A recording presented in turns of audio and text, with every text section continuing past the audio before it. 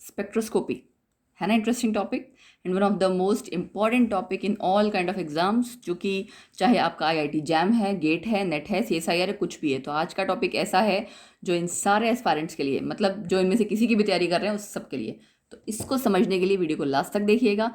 Last तक obviously देखोगे तो ही आपको कॉन्सेप्ट समझ में आएगा पूरा अच्छे से। ठीक है, चलो शुरू करते हैं। वेलकम टू कीमोफिलस लॉरिका। आईआर स्पेक्ट्रोस्कोपी के आज के टॉपिक में आपका स्वागत है। और आईआर स्पेक्ट्रोस्कोपी क्या है, इसका प्रिंसिपल क्या है, मतलब आईआर की फुल फॉर्म तो शायद पता होगा, लेकिन उसका जो बेसिक कॉन्सेप्ट है, क्वेश्चंस कैसे अटेम्प्ट करने हैं, और ये सारी चीज़ें आपको तभी समझ में आएंगी अगर आपको कॉन्सेप्ट बेसिक से, जिसको आप कहते हो ना एकदम सिंपलेस्ट वे में समझ में आएगा तो। ठीक है, ऐसी बहुत सी बुक्स हैं जिसमें मेंशन किया हुआ है सारा कुछ डिटेल में, बट फिर भी बच्चों को समझ नहीं आ पाता। और आईआर के क्वेश्चंस जो वो वैल्यूज़ होती है ना, वो सब बहुत तगड़ी हैं। मतलब कहने का मतलब ये है कि वो सारी अच्छे से आनी चाहिए, बट उसके लिए आपको उसका पीछे का जो रूपरेखा है वो आनी चाहिए। वो रूपरेखा मैं आपको आज समझाने वाली हूँ, उसके बाद हम क्वेश्चन तक भी पहुँचेंगे धीरे धीरे करके। तो पूरी सीरीज बनेगी एक आईआर की। चलो, आईआर एक्चुअली आपका वो टेक्निक है जो सबसे ज़्यादा यूज़ होती है, ठीक है, फॉर डिटरमाइनिंग फंक्शनल ग्रुप। यानी कि आपका कंपाउंड जो है आपका, जब आप रिसर्च कर रहे हैं, वैसे भी जो भी है ना, आप स्टडी कर रहे हैं, उसमें कौन सा फंक्शनल ग्रुप अटैच है वो आईआर टेक्निक से पता लगता है। ठीक है, सबसे ज़्यादा यूज़ होती है टेक्निक। एंड आईआर यानी कि इंफ्रारेड एब्जॉर्प्शन स्पेक्ट्रोस्कोपी डील करती है absorption of radiation infrared range में। ठीक है, आईआर रेंज जो आपकी होती है ना, अगर आप पूरी बात करें, विबग्योर, ये सारी चीज़ें बात करते हैं, विजिबल रेंज है ना, आईआर रेंज, यूवी रेंज, पूरी जब आप इलेक्ट्रोमैग्नेटिक स्पेक्ट्रम के बारे में बात करते हैं तो आईआर रेंज उसमें आती है। तो आईआर रेंज से रिलेटेड जो आपका स्पेक्ट्रा आप स्टडी करते हैं वो आईआर स्पेक्ट्रोस्कोपी कहलाता है।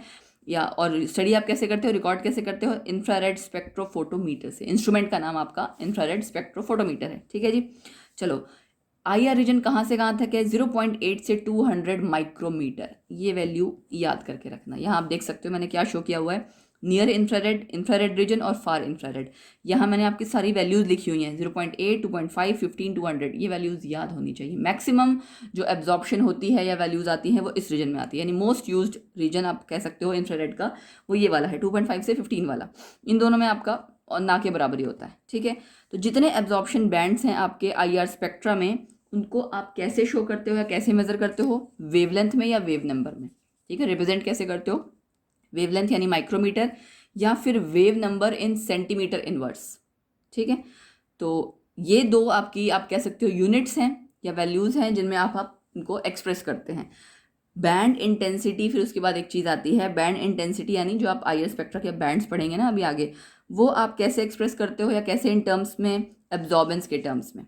ठीक है, एब्जॉर्बेंस और ट्रांसमिटेंस आपने Beer Lambert law UV spectroscopy में भी पढ़ा होगा, सेम वही चीज़ यहाँ पे भी आ रही है। A is equal to log 1/2। Absorbance और ट्रांसमिटेंस एक दूसरे का एक तरह से अपोजिट है ना। तो बैंड इंटेंसिटी आपका इन टर्म्स में आप एक्सप्रेस कर सकते हो। ये जस्ट बेसिक जैसी चीज़ें हैं, जब क्वेश्चंस आपके आएंगे कैसे इनको अप्लाई करना है, कहाँ करना है, तब ज़्यादा समझ में आएगा। यूनिट्स मैंने आपको बता दी, वेवलेंथ वाला या वेव नंबर वाला। ठीक है, अगर आप वेवलेंथ की बात करते हैं, लैम्डा, वेवलेंथ हम लैम्डा से शो करते हैं ना माइक्रोमीटर की टर्म्स में। वेव नंबर म्यू करके ऊपर डैश जैसा होता है सिंबल। ठीक है, सेंटीमीटर इनवर्स की टर्म्स में। ये रिलेशन पता होना चाहिए, अगर कभी कभार काम आ जाएगा कहीं ना कहीं। तो 1 micrometre equal to 10⁻⁻6 metre. Obviously micron का मतलब 10⁻⁻6 होता है, और आप सेंटीमीटर में कन्वर्ट करेंगे तो 10⁻⁻4। मैक्सिमम केसेस में हम वेव नंबर यूज़ करते हैं, वेवलेंथ नहीं यूज़ करते। ठीक है, जो आपको जितनी भी वैल्यूज़ पढ़नी होंगी ना, लर्न करनी होंगी, वो आपकी फ्रीक्वेंसीज वाली, वेव नंबर वाली होंगी, सेंटीमीटर इनवर्स वाली। ठीक है, तो mostly wave number is preferred over wavelength. उसका रीज़न है एनर्जी आपकी डायरेक्टली प्रोपोर्शनल है वेव नंबर से। C equal to H mu. Mu को आप हटाते हो, यानी म्यू फ्रीक्वेंसी होती है ना, फ्रीक्वेंसी आप हटाते हो तो क्या आ जाता है, C velocity of light divide by lambda wavelength, और 1/λ आपका क्या होता है, वेव नंबर। तो ये आपका डायरेक्टली कोरिलेट कर सकता है, इसलिए हम वेव नंबर प्रेफर करते हैं। एनर्जी ज़्यादा, वेव नंबर ज़्यादा है ना, वैल्यूज़ ज़्यादा, इस तरह से तो कन्फ्यूजन नहीं रहती। Higher wave number, higher energy. फिर नेक्स्ट आता है कि आईआर स्पेक्ट्रोस्कोपी की थ्योरी क्या है, मॉलिक्यूलर वाइब्रेशंस, ये है क्या चीज़। देखो, एक एटम हम ये मानते हैं कि फिक्स्ड नहीं है, रिजिडली हेल्ड नहीं है, मतलब एकदम ऐसा नहीं है कि बिल्कुल इस तरह से फिक्स ही हो गया, बिल्कुल नहीं हिले डुलेगा। इट्स जस्ट दैट कि वो अपनी जगह पे थोड़ा बहुत वाइब्रेट कर सकता है, रोटेट कर सकता है। ये तो कर ही सकता है ना, हिले डुलेगा नहीं, बट वाइब्रेट तो कर सकता है अपनी जगह पे। वो वाइब्रेशन या रोटेशन आपकी कई तरह से हो सकती है, अलग अलग तरीके से हो सकती है। उन्हीं को आप आगे इसमें स्टडी करते हो, एक तरह से अलग अलग तरह की वाइब्रेशंस को। सपोज करिए आप इसको एक ऐसा सिस्टम इमेजिन कीजिए कि जिसमें बॉल्स हैं अलग अलग साइज़ की और वो अटैच हैं एक स्प्रिंग से। स्प्रिंग होता है ना, खींचता है जो, तो बॉल्स अटैच हैं आपकी स्प्रिंग से। अगर आप इस तरह से इसको स्टडी करने की कोशिश करेंगे, जैसे आप यहाँ डायग्राम में भी देख सकते हैं, तो बॉल्स आपके क्या हैं, एटम्स, स्प्रिंग आपका क्या है, वो केमिकल बॉन्ड्स जिनको आप स्टडी कर रहे हैं। ठीक है जी। इन्हीं की तरह आपको अगर आप देखो तो उन बॉन्ड्स को आप खींच भी सकते हो और कंप्रेस भी कर सकते हो, स्ट्रेचिंग कर सकते हो ना, उसकी स्ट्रेच हो सकते हैं आपके वो, या फिर अभी आप आगे पढ़ोगे बेंडिंग भी हो सकती है। ठीक है, सो दे कैन बी स्ट्रेच्ड या बेंड, दोनों हो सकते हैं, जिसकी वजह से वाइब्रेशंस आएंगी। आप बॉल्स को खींच के छोड़ दोगे, कंप्रेस करोगे, दोनों ही केसेस है ना, एक्सटेंशन या कॉन्ट्रैक्शन, या उनको ट्विस्ट करोगे, कुछ इस तरह की चीज़ें। ठीक है, कि आपका जो मुड़ जाए वो, जिसको आप बेंडिंग वाइब्रेशंस कहते हो या डिफॉर्मेशंस कहते हो, तो ये सारे आपके मॉलिक्यूलर वाइब्रेशंस में ही कवर अप होंगे। 2 टाइप्स की मेनली आपकी फंडामेंटल वाइब्रेशंस हैं जिन्हें आप स्टडी करते हैं आईआर स्पेक्ट्रोस्कोपी में मॉलिक्यूल्स के लिए, स्ट्रेचिंग और बेंडिंग। क्या फ़र्क है देखिए, स्ट्रेचिंग में मैं क्या कर रही हूँ, ये मैंने यहाँ फिक्स कर दिया है और स्प्रिंग को खींच रही हूँ। ठीक है, इसमें मैं क्या कर रही हूँ, स्प्रिंग को अंदर की तरफ मोड़ रही हूँ। सपोज ये स्प्रिंग था, उसको मैं मोड़ रही हूँ। ठीक है, बॉन्ड एंगल चेंज हो रहा है, यहाँ पे आपका क्या है, सिर्फ खींच रहा है। सो स्ट्रेचिंग में आपका डिस्टेंस बिटवीन एटम्स या तो इंक्रीज होता है या डिक्रीज होता है। एटम्स के बीच का डिस्टेंस यहाँ की इस तरफ खींचोगे तो इंक्रीज हो रहा है, वापस कंप्रेस करोगे तो डिक्रीज हो रहा है। ठीक है, but remain in the same bond axis, bond axis change नहीं होता। बेंडिंग में आपका क्या है, पोजीशन ऑफ एटम्स ही चेंज हो जाते हैं with respect to original bond axis. Atoms की पोजीशन चेंज हो जाएगी ना, अंदर की तरफ आ रहे हैं, बाहर की तरफ जा रहे हैं। ठीक है, तो यहाँ पे आपकी चेंजेस होते हैं। अब अगर मैं आपसे पूछूं कि दोनों में से किस में ज़्यादा एनर्जी लगेगी, तो ऑब्वियसली आप क्या कहेंगे, more energy is required for stretching. ही याद रखना, स्ट्रेचिंग में ज़्यादा एनर्जी लगती है इन कंपेरिजन टू बेंडिंग। नहीं किसी को याद रहता तो ध्यान रखना। ठीक है, अच्छा, स्ट्रेचिंग अब्जॉर्प्शन आपका किसी जो आप जो भी बॉन्ड स्टडी कर रहे हो ना, वो ऑब्वियसली बात है, जब एनर्जी ज़्यादा लग रही है यानी हायर एनर्जी पे वो ऑब्जर्व होगा। जब आप ग्राफ पढ़ेंगे ना आगे, आप देखोगे आईआर स्पेक्ट्रोस्कोपी का एक वो जो ग्राफ जैसा आता है या चार्ट आता है, मतलब वैल्यूज़ जो आती हैं, उसमें आपकी हायर एनर्जी वाली वैल्यू या हायर वेव नंबर किसके केस में आएगा, स्ट्रेचिंग के केस में। बेंडिंग में बेंडिंग वाली वैल्यूज़ छोटी छोटी होंगी, स्ट्रेचिंग वाली वैल्यूज़ बड़ी बड़ी होंगी। ठीक है, 2000 से ऊपर, मतलब इस तरह से वैल्यूज़ की तो मैं अभी बात कर ही नहीं रही क्योंकि वो लेटेस्ट स्टेज पे आएगा। पहले मैं सिर्फ बेसिक कॉन्सेप्ट समझा रही हूँ आपको। ठीक, सो ये क्लियर हो गया कि स्ट्रेचिंग में ज़्यादा वैल्यूज़ हायर एनर्जी की और हायर वेव नंबर दोनों ही आपका फाइन। बेंडिंग वाइब्रेशंस को आप एक चीज़ और कहते हैं, डीफॉर्मेशन वाइब्रेशंस। डीफॉर्मेशन क्यों, क्योंकि उसका बॉन्ड एंगल चेंज हो जा रहा है। ठीक है, जो एटम्स की पोजीशन है वो चेंज हो जा रही है। ठीक है ना, bond axis with respect to original axis वो चेंज हो रहा है। दोनों को हम डिटेल में पढ़ते हैं। स्ट्रेचिंग वाइब्रेशंस अगर आप पढ़ेंगे तो अब तक समझ चुके होंगे कि एक्सटेंशन या कंप्रेशन, रिदमिक कंप्रेशन या एक्सटेंशन जो हो रहा है उस बॉन्ड का, ए बी बॉन्ड का, या जो बैक एंड फोर्थ मूवमेंट हो रही है पीरियोडिक, बार बार जो चेंज हो रहा है, वो क्या कहलाता है आपका, स्ट्रेचिंग वाइब्रेशन। कि एक तो आपने बॉल जो है फिक्स कर दी, उसके साथ जो आगे 2 बॉन्ड्स हैं उनको या तो आप पूरा खींच रहे हो या कंप्रेस कर रहे हो। ठीक है, तो एक्सटेंशन, कंप्रेशन, या फिर आप क्या कह सकते हैं बैक एंड फोर्थ मूवमेंट, वो आपकी कहलाती है स्ट्रेचिंग। स्ट्रेचिंग में आगे 2 टाइप्स हैं, सिमेट्रिक, एसिमेट्रिक। ठीक है, सिमेट्रिक का मतलब क्या है कि आप साइमल्टेनियसली दोनों को स्ट्रेच करो या दोनों को कंप्रेस करो। If all the bonds are simultaneously stretched और कंप्रेस्ड, या मैं ये कह सकती हूँ कि मूवमेंट ऑफ जो आपके एटम्स हैं with respect to central atom वो हमेशा सेम डायरेक्शन में होंगे। ठीक है, जैसे मैं आपको ये देखो, म्यू SIM डिनोट कैसे करते हैं, म्यू यानी फ्रीक्वेंसी और नीचे SYM यानी सिमेट्रिक। मैं आपको डायग्राम दिखाती हूँ, वहाँ से आपको क्लियर होगा कि सिमेट्रिक स्ट्रेचिंग वाइब्रेशन का क्या मतलब है। ठीक है, ये देखिए, सिमेट्रिक स्ट्रेचिंग वाइब्रेशन, या तो दोनों ही बाहर की तरफ खींच रहे हैं या दोनों ही अंदर की तरफ आ रहे हैं, सेम डायरेक्शन में होगा। दूसरा है आपका एसिमेट्रिक। एसिमेट्रिक का मतलब, या एंटीसिमेट्रिक हम कब कहेंगे, एक बॉन्ड अगर स्ट्रेच हो रहा है, दूसरा कंप्रेस हो रहा है। एक को आप बाहर की तरफ खींच रहे हो, एक को अंदर की तरफ कंप्रेस कर रहे हो, सी अलग अलग है ना, तो ये आपका हो गया एसिमेट्रिक स्ट्रेचिंग। क्लियर है, यानी आपका एक बॉन्ड अगर स्ट्रेच हो रहा है, दूसरा आपका कंप्रेस हो रहा है, और एक एटम, या फिर आप इसको इस तरह से समझ सकते हो कि एक एटम सेंट्रल वाले एटम से दूर जा रहा है और एक पास आ रहा है, उसके केस में हम क्या कहेंगे कि ये आपका एंटी सिमेट्रिक या फिर एसिमेट्रिक स्ट्रेचिंग वाइब्रेशन है। ठीक है जी, डायग्राम समझ में आ गया। फिर नेक्स्ट है आपका बेंडिंग वाइब्रेशन या फिर डीफॉर्मेशन। बेंडिंग में क्या चेंज हो रहा है, बॉन्ड एंगल। उनमें बॉन्ड एंगल चेंज नहीं हो रहा था स्ट्रेचिंग में। ट्राई एटॉमिक या हायर मॉलिक्यूल्स जो हैं उनमें वाइब्रेशनल मूवमेंट्स इस तरह से होती हैं कि जिनमें बॉन्ड एंगल्स चेंज होता है, which involve change in bond angles. Bond angles change होगा तो बेंड हो रहा है, सिंपल सी बात है। ठीक है, बॉन्ड एंगल चेंज नहीं हो रहा तो स्ट्रेचिंग है। इसमें भी आपके फर्दर दो टाइप्स हैं, in plane bending vibrations, out of plane bending vibrations. In plane एक ही प्लेन में रहेगा, आउट ऑफ प्लेन प्लेन आपका चेंज होगा। देखो when two atoms remain in the same plane तो हम उसे क्या कहते हैं, इन प्लेन। अब ये डायग्राम से ज़्यादा समझ में आएगा। सी सीजरिंग और रॉकिंग, इसमें फर्दर दो टाइप्स हैं। सीजर देखा है कैंची कैसे चलती है, तो सीजरिंग मतलब दो atoms move towards each other like blades of a seizure. ये दोनों एटम्स अपने पास पास आ रहे हैं ना, किसकी तरह, सीजर की ब्लेड की तरह। कैंची इस तरह से चलती है। ये आपकी सीजरिंग जो आपका क्या है, प्लेन तो एक ही है, प्लेन नहीं चेंज हुआ ना, in plane with in the plane है। ऐसे ही रॉकिंग, रॉकिंग में वो देखा है कई बार छोटी बच्चों ने एक ऐसा वो हेयर बैंड सा लगाया होता है, उसके ऊपर लट्टू सा होता है, ऐसे हिलाती है तो दोनों या तो एक साइड, कभी देखा वो एक साइड एक इस साइड एक इस साइड नहीं जाता, वो दोनों या तो एक साइड जाएगा या इस साइड जाएगा, उसे आप कहते हैं रॉकिंग। तो स्ट्रेच सीजरिंग एंड रॉकिंग दोनों आपके इन प्लेन बेंडिंग वाइब्रेशंस हैं। दोनों एटम्स आपके सेम डायरेक्शन में मूव हो रहे हैं, ठीक है, रॉकिंग के केस में। और दोनों एटम्स आपके एक दूसरे के मूव टुवर्ड्स ईच अदर, एक दूसरे के आमने सामने जो है मूव कर रहे हैं। आउट ऑफ प्लेन का मतलब ये है कि इस प्लेन को छोड़ के, यहाँ तो ये सपोज करो आपका, अगर मैं आपसे कहती हूँ, मेरे पास दूसरा एक्चुअली पेन नहीं है, सी इस दो को ऐसे समझ लो, एक ये है, ये आपका प्लेन ही है ना, इस प्लेन में ही ये रह रहे हैं, ठीक है। इधर इधर जब जाएंगे तब आउट ऑफ प्लेन है, ऐसे ऐसे जब रहेंगे तो विद इन द प्लेन है, ठीक है। तो इसीलिए सीजरिंग रॉकिंग तो उसी जगह पे हो रही है, सीजर चल रही है इसी प्लेन में, रॉकिंग जो हो रही है वो भी इसी प्लेन में। जब इससे बाहर इस साइड या इस साइड जाएंगे that is out of plane actually, ठीक है। तो वैगिंग या ट्विस्टिंग, वैगिंग में क्या है, two atoms move simultaneously either above और बिलो द प्लेन। देखो मैं इससे समझाती हूँ, यहाँ दोनों प्लस है, यहाँ एक प्लस एक माइनस है, ठीक है। तो दोनों आउट ऑफ प्लेन, चाहे दोनों इस साइड जा रहे होंगे या दोनों इस साइड जा रहे होंगे, प्लेन को छोड़ रहे हैं ना, इसलिए आउट ऑफ प्लेन आ गया। इसमें क्या है, ट्विस्टिंग में, ट्विस्ट देखा है कपड़े कैसे निचोड़ते हैं हम, तो एक आपका प्लेन के, एक एटम प्लेन के उस साइड जाएगा, एक एटम प्लेन के इस साइड जाएगा, above and below the plane. तो दोनों केसेस में आप देख सकते हो एटम मूव, जो एटम्स मूव करते हैं वो आउट ऑफ प्लेन मूव करते हैं।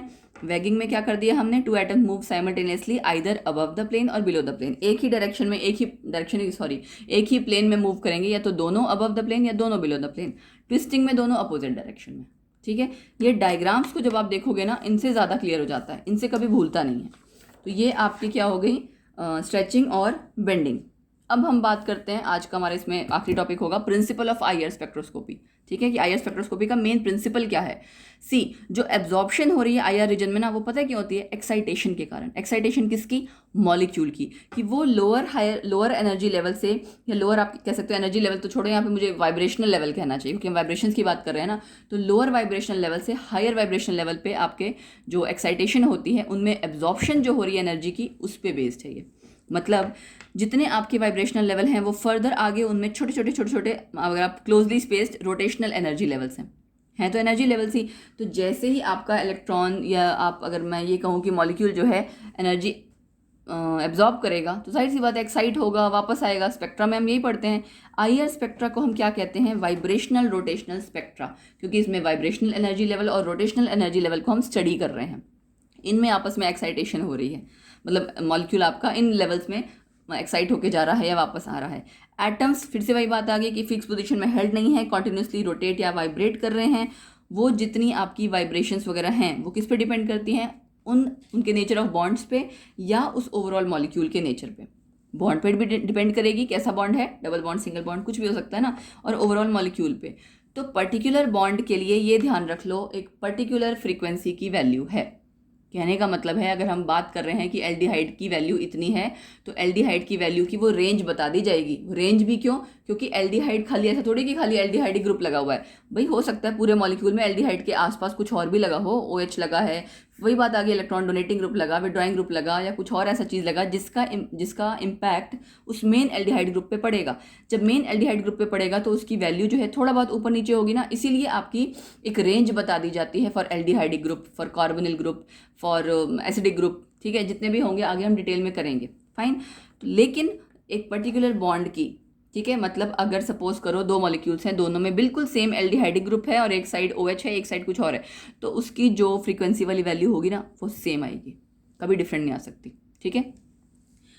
फिर क्या है आपका ईच बॉन्ड वही मैं बता रही थी आपको, कैरेक्टरिस्टिक उसकी स्ट्रेचिंग या बेंडिंग फ्रीक्वेंसी की वैल्यू होगी। रूम टेम्परेचर पे most of the molecules obviously room temperature है तो लोअर लेवल पे रहते हैं, ठीक है, लोअर वाइब्रेशनल लेवल पे। जैसे ही आईआर रेडिएशंस हम उस सैंपल में से पास करेंगे, वो सैंपल में जो मॉलिक्यूल्स हैं उस आईआर रेडिएशंस को एब्जॉर्ब करते हैं। एब्जॉर्ब भी किसको करेंगे, एक पर्टिकुलर टाइप ऑफ फ्रीक्वेंसी को, एक थ्रेशोल्ड फ्रीक्वेंसी होगी, उससे कम में नहीं चलेगा काम। तो आपको एक अप्रोप्रिएट एनर्जी वाली वैल्यू को वो जब एब्जॉर्ब कर लेंगे, एक्साइट हो जाएंगे हायर एनर्जी लेवल पे, इसकी वजह से क्या होगा, वो एब्जॉर्प्शन जो है आपका आईआर का बाय बॉन्ड वो इंक्रीज हो जाएगा, ठीक है ना। जैसे ही आपका सपोज करो, अगर मैं ये कह रही हूँ कि एब्जॉर्प्शन जो हो रही है सैंपल जो कर रहा है आईआर का, उसकी वजह से आपका बेसिकली इंक्रीज क्या हो रहा है, एम्पलीट्यूड, ठीक है। एम्पलीट्यूड इंक्रीज होता है तो उसके बाद वो रोटेशनल एनर्जी लेवल्स में आपका मॉलिक्यूल एक्साइट हो रहा है, वापस आ रहा है। इस एक्साइटेशन और वापस आने के कारण ही जब एमिशन होती है उसमें से आपका स्पेक्ट्रा निकलता है या बनता है, आप कह सकते हो, ठीक है। व्हेन एक्साइटेड मॉलिक्यूल्स वापस आता है अपने ओरिजिनल में, तो जो एब्जॉर्ब्ड एनर्जी है उसको वापस रिलीज करता है एज हीट। फाइन, हर मॉलिक्यूल वही सेम चीज़ है, स्पेक्ट्रा का बेसिक कॉन्सेप्ट ही है कि आपका एक्साइटेशन होगी, वापस जब एनर्जी वो रिलीज करेगा उसको आप स्टडी करते हैं बेसिकली। यहाँ पे आपका एक चीज़ और है कि एक मॉलिक्यूल एक fix number of peaks show करेगा। Each molecule will show fix number of peaks IR region में, ऐसा नहीं कि कितनी मर्जी करता रहेगा, ठीक है। एक पर्टिकुलर मॉलिक्यूल की पर्टिकुलर नंबर ऑफ पीक्स ही होंगी। क्यों? क्योंकि सिलेक्टेड फ्रीक्वेंसी, जब आपकी जो थ्रेशोल्ड फ्रीक्वेंसी की बात कर रहे हो, सिर्फ वही आपकी एब्जॉर्ब की जाएंगी आईआर रेडिएशन में, ऐसा नहीं है कि हर सारी हो जाएंगी। तो बात आ जाती है सिलेक्शन रूल्स की। सिलेक्शन रूल क्या है कि आपको जितने बॉन्ड्स को आप यहाँ स्टडी कर रहे हो ना, अगर उन बॉन्ड्स में डाइपोल मूवमेंट चेंज हो रहा है, अगर उन बॉन्ड्स में डाइपोल मोमेंट चेंज हो रहा है, तभी वो आपका आईआर रीजन में एब्जॉर्ब होगा और उनसे जो आपकी ट्रांजिशंस होंगी, एक्साइटेशन वापस आना, वो उनको हम ट्रांजिशन कहते हैं, वो आपकी आईआर एक्टिव ट्रांजिशंस होंगी। लेकिन अगर आपकी उन वाइब्रेशनल ट्रांजिशंस में कोई डाइपोल मोमेंट चेंज नहीं हो रहा है तो आईआर इनएक्टिव ट्रांजिशन हो जाएंगी। ये बेसिकली आप ये कह सकते हो कि एक तरह से सिलेक्शन रूल है फॉर आईआर स्पेक्ट्रोस्कोपी, कि कौन से molecule IR spectroscope IR active होंगे या कौन से आईआर इनएक्टिव होंगे। सी एग्जांपल देखो, वाइब्रेशनल ट्रांजिशंस अगर मैं CO NH अलग अलग है ना, इनमें डाइपोल मोमेंट ऑब्वियसली डिफरेंट ही होगा, चेंज होगा, है ना। चेंज इन डाइपोल मोमेंट इनमें आएगा, क्यों? क्योंकि आपके दोनों एटम्स अलग अलग हैं, तो जब इलेक्ट्रॉन एक्टिविटी डिफरेंस आ गया तो डाइपोल मोमेंट भी चेंज होगा, तो ये आईआर एक्टिव है। लेकिन C double bond C triple bond same दोनों है, दोनों ही साइड ही कार्बन है, तो इनमें मैं ये तो नहीं कह सकती कि इलेक्ट्रॉन एक्टिविटी सेम है, ठीक है। थोड़ा बहुत आपका हो सकता है कि आसपास के जो ग्रुप्स होंगे उससे फर्क पड़ेगा, बट ओवरऑल इनमें आपकी डाइपोल मोमेंट चेंज नहीं होती है, क्योंकि दोनों ही आपके डबल बॉन्ड से जुड़े हुए हैं, दोनों कार्बन हैं। तो जब चेंज इन डाइपोल मोमेंट नहीं है तो आईआर इनएक्टिव ट्रांजिशन, ठीक है। ये हो गया आपका, आप ये कह सकते हो कि आईआर का बेसिक्स, ठीक है। आई होप आपको आईआर के बेसिक्स क्लियर हो गए होंगे। आईआर के बेसिक्स क्लियर होंगे तो फर्दर आप आगे इन पर कौन सा लॉ लगता है, इसके और कई सारी चीज़ें हैं, ठीक है। अभी 1-2 लेक्चर आईआर के और आएंगे, फिर जाके आपका कंप्लीट होगा, एंड लास्ट लेक्चर में हम क्वेश्चंस की प्रैक्टिस करेंगे। तो ऑलमोस्ट 3-4 लेक्चर में आईआर स्पेक्ट्रोस्कोपी कवर अप हो जाएगा, तो बने रहिए हमारे साथ। लेकिन रेगुलरली वीडियो देखना, पढ़ना, क्योंकि ये आपके जो टॉपिक्स हैं बहुत इंपॉर्टेंट हैं। और अब इसलिए मोस्टली मैं इंपॉर्टेंट टॉपिक्स इसलिए लेके आ रही हूँ क्योंकि बच्चों को भी इस तरह के टॉपिक्स, मतलब बच्चे डिमांड कर रहे थे बेसिकली, क्योंकि इसको समझना थोड़ा मुश्किल हो जाता है, और ऑनलाइन मोड में तो आपको पता ही हाल आजकल कैसे हो गए हैं, तो कोई ढंग से एक्सप्लेन नहीं कर रहा है। सो आई होप इस वीडियो से आपको बहुत हेल्प मिलेगी, एंड ऑब्वियसली वीडियो को देखने के बाद कमेंट सेक्शन में मुझे ज़रूर बताना कि आपको समझ में आया या कैसा लगा, कितनी हेल्प मिली, whatever you want to say, ठीक है। एंड इसी तरह बने रहो हमारे साथ रेगुलरली चैनल पे, रेगुलरली वीडियोस देखते रहो, लाइक शेयर ज़रूर करना, सो दैट अदर स्टूडेंट्स जो भी हैं आपके नोन में, चाहे आपके आसपास कोई भी है, फ्रेंड सर्कल, भाई बहन, उनको भी हेल्प मिल जाए इन वीडियोस से। और इसी उम्मीद के साथ मिलते हैं अगले लेक्चर के लिए। Keep unrolling the mystery of chemistry with myself Florica at our channel Chemophilus Florica. So bye, take care.